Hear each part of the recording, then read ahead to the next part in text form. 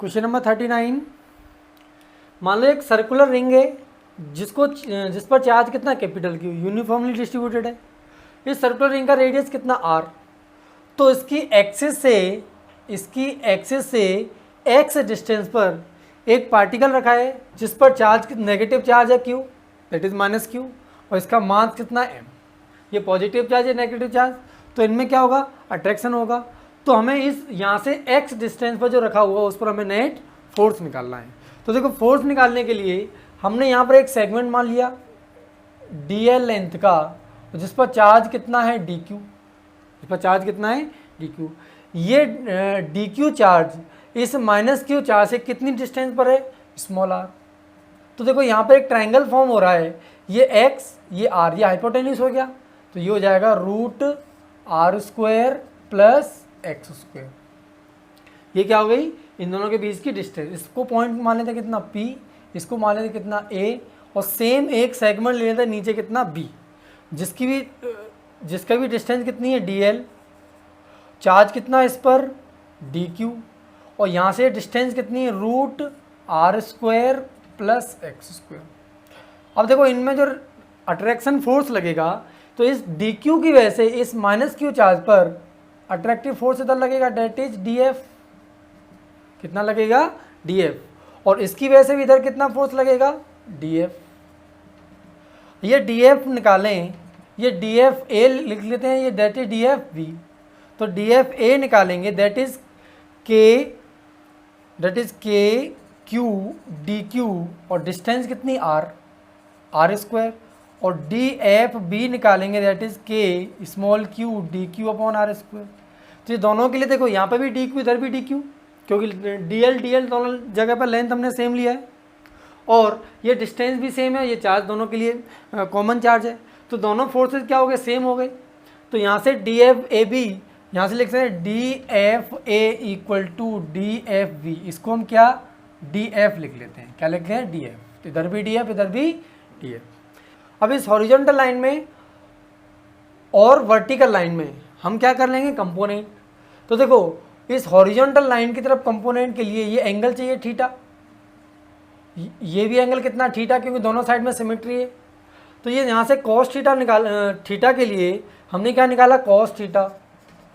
तो cos theta हो जाएगा, cos theta equal to base upon hypotenuse, that is X upon R. R कितना, root R square plus X square.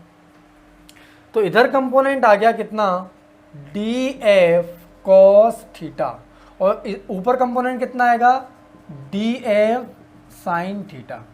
इसकी वजह से डी एफ का इधर कंपोनेंट कितना, डी एफ कॉस थीटा, और नीचे कंपोनेंट कितना आ जाएगा, डी एफ साइन थीटा। अब देखो ये D F sine theta opposite direction में कैंसिल हो गई। तो नेट फोर्स सेंटर की तरफ कितना निकला, D F net, D F net कितना, two D F cos theta, two D F cos theta. D F की वैल्यू कितनी है, K small Q D Q upon R square. और देखो इस रिंग पर capital Q charge uniformly distributed है, तो इसका लीनियर चार्ज डेंसिटी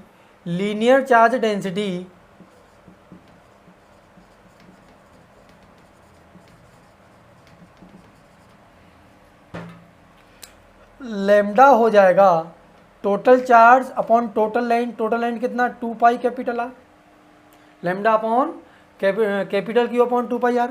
ये क्या होगा, लीनियर चार्ज डेंसिटी हो गई। तो यहाँ से डी क्यू कितना हो जाएगा, लेमडा टाइम्स डी एल, क्योंकि लीनियर चार्ज डेंसिटी में लेंथ का मल्टीप्लाई करें तो चार्ज आ गया। तो ये छोटे से पोर्शन का charge lambda times D L, और लेमडा की वैल्यू कितनी है, Q upon 2 pi capital are into D L. तो ये किसकी वैल्यू आ गई, डी क्यू की।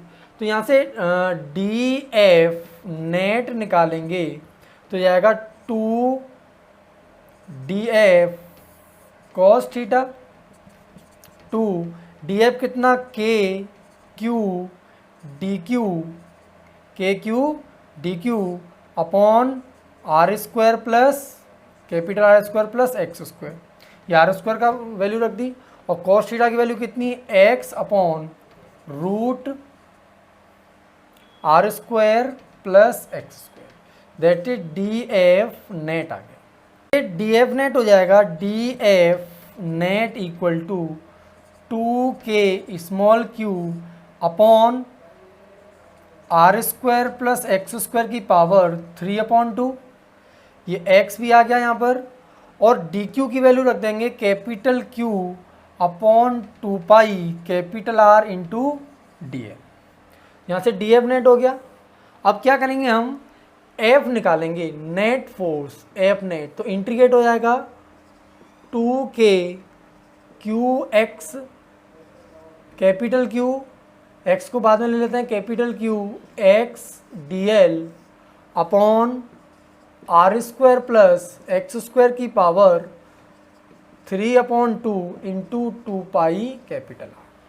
ठीक है, अब इंटीग्रेशन करने के लिए देखो, जब ये सेगमेंट यहाँ से ऐसे सेगमेंट चेंज करेंगे तो ये सेंटर से डिस्टेंस x चेंज नहीं होगी, ये r भी चेंज नहीं होगा, तो सारी चीज़ क्या कांस्टेंट है, तो सर ये कांस्टेंट का इंटीग्रेशन बाहर आ जाएगा, F net equal to 2k small q capital Q x upon R square plus X square की पावर 3/2 इंटू 2 r।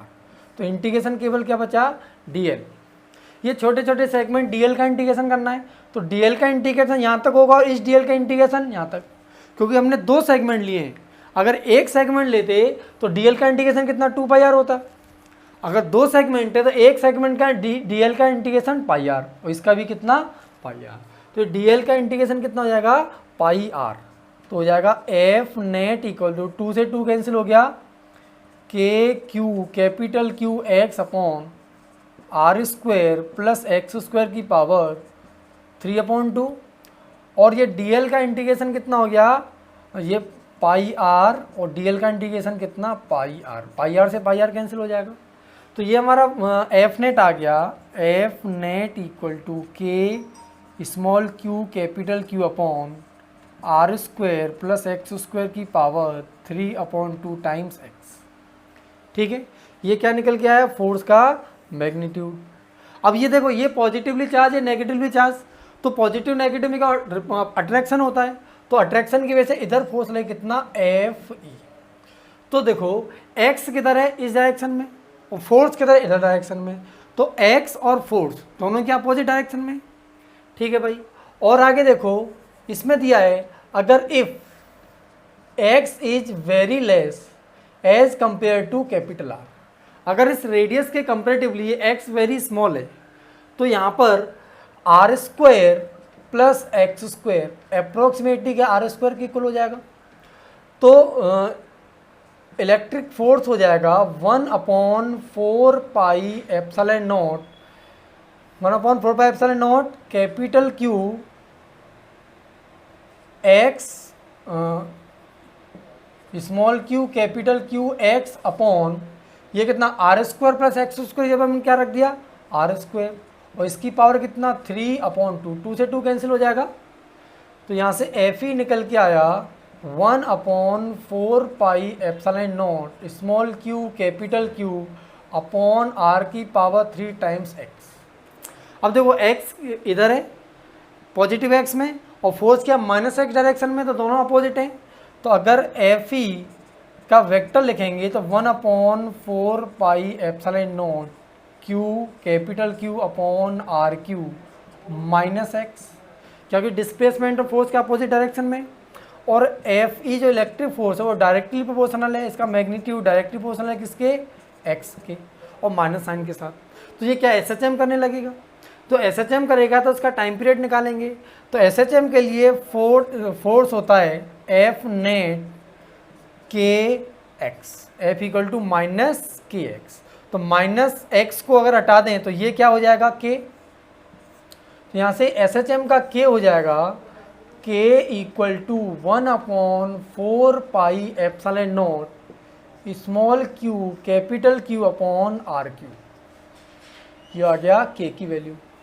ठीक है, अब हमें टाइम पीरियड निकालना ऑसिलेशन का, तो t equal to 2π√m upon के, 2π को रूट के अंदर ले जाएंगे तो that is 4 pi square root M, और के की जगह पर small Q capital Q upon 4 pi epsilon not R की पावर 3। ये 4 पाई एप्सिलॉन आर की पावर 3 का ऊपर मल्टीप्लाई हो जाएगा, तो यहाँ से टाइम पीरियड आ गया T equal to root 4 into 4 16 pi into pi square pi की power 3 M epsilon not R की पावर 3 अपॉन कितना small Q and capital Q. ये क्या हो गया, टाइम पीरियड ऑफ ऑसिलेशन या टाइम पीरियड ऑफ एसएचएम।